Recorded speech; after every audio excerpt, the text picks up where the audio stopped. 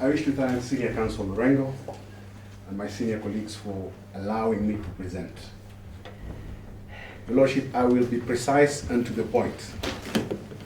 I will be addressing you on two cases that have formed the substratum of the submissions in both petition 93 and 94. These cases are petition number 418. Petition number 418 of 2018, which was decided on 4th December 2018 by your sister, Lady Justice Okwan. That decision was challenged at the Court of Appeal. The substantive question is yet to be determined at the appellate level. Nonetheless, a decision under Rule 5(2)(b) of the Court of Appeal was rendered in civil application number 363 of 2018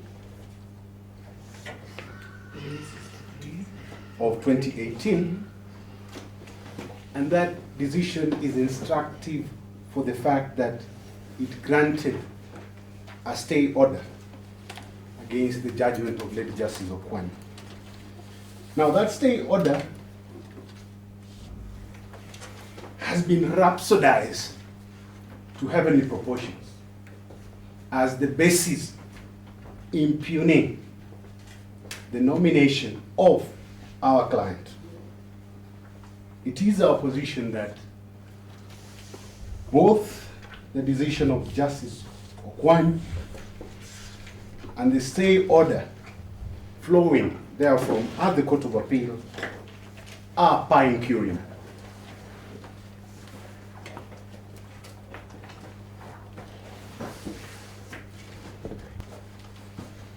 Your Lordship, what is meant by a per incurium decision?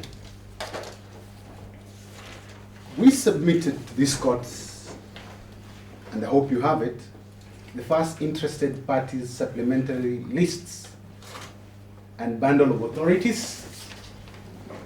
This was filed today, 25th of April 2019. I'm going to cite a number of decisions in that document precisely and quickly. The definition for what amounts to a per incurium decision was made by Lord Justice Goddard in the case of Huddersfield Police Authority versus Watson. That should be case number, the first case in the bundle of authorities. No, my humble apologies. Number 7 on the bundle of authorities. I'll look at them later because of the time now. Yes, case number 7. Yes, case number 7. The definition is provided at page 4 of our bundle of authorities. Now that definition has been approved in yet another case we provided, Mabel Muruli versus Wycliffe Ambetsa Oparanya. This number? Case number 8, number 9. Number 9 on our list. And that endorsement is on page 32. Yes. Instructive to note is that the Supreme Court in that ruling stated that a per incurium decision is scout as a strict rule. And the strictness of that rule means that if the court adjudges that these decisions were made per incurium without knowledge of certain material facts, such as were presented by Senior Counsel Lorengo, then the court is obliged to find that there is an effect to a per incurium decision. What are these effects? We refer you to the authority, Mabel Muruli, again, page 32. It itemizes 3 positions in terms of a per incurium decision. One, a per incuriam decision is mistaken and it is not founded in law. Two, the court is not bound to follow a per incuriam decision. Three, the court is exhorted to disregard a decision given per incuriam. The cumulative effect of that is this, that the court should find the drafts, codes, electoral codes, the 2015 electoral code and the 2018 amended electoral code by the LSK. You define the Election code 2015. is it the electoral Code. election code? Election code, electoral code. It's electoral code. Law Society. Election code, Electoral code. electoral code.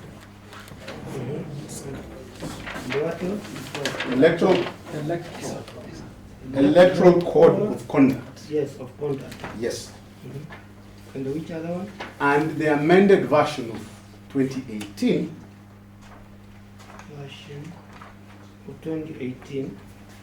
which have formed the substratum of all this litigation, to have informed per incuriam decisions.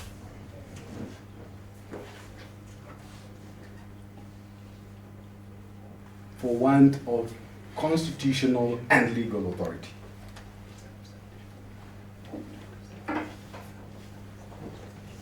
For want of Legal and constitutional authority.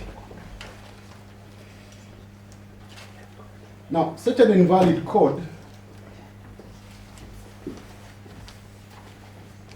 is not only misleading, embarrassing, and a monumental indictment on the legal edifice, but is void and void ab initio. What then is a void decision in law? I refer you to an authority we provided. This is number 10 on our list of authorities. Lord Justice, then it is a nullity. It is not only bad, but incurably bad. And no order of the court can sanitize it. Finally, you are saying authority number 10. this is authority number 10, Lord Justice then. Yes. Yes, go. Finally, I'll also refer the court to our authority, Moral Limited versus Wakeling. This is number 8 on the list, whereby the court stated as follows, that a court cannot disregard a statutory provision and follow a decision of its own, given that that statutory provision was not present to its mind when it made a decision. Essentially, the court cannot follow a per incuriam decision. That was decided in the case of Merit, that's page 12 of our bundle of authorities. The question of presidential value and stare decisis, which may be argued by the other side, should persuade this court in terms of these impugned decisions, is a constitutional question. It is an authority question. The question of the case of Mabel Muruli versus Ambedsa Oparanya ably states that stare decisis and attendantly precedent are now constitutional questions. I will invite the court to look at the following provisions of the Constitution. Article 159.1, Article 94.5, 159.1, 159.1, Article 94.5, Article 1, Article 1. yes, Article 2, and Article 3. The court can only draw its authority from Constitution and legislation. Repeated ad infinitum. Can only draw authority from the Constitution and legislation, repeated ad infinitum by decisions of the Supreme Court.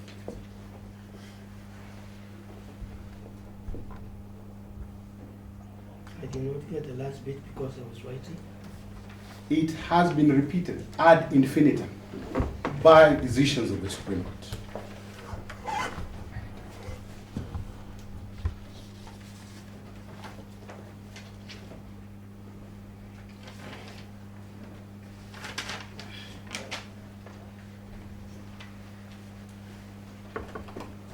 In summary, out of nothing comes nothing.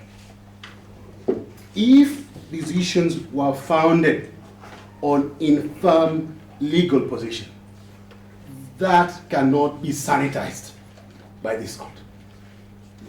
Thank you, Your Lordship.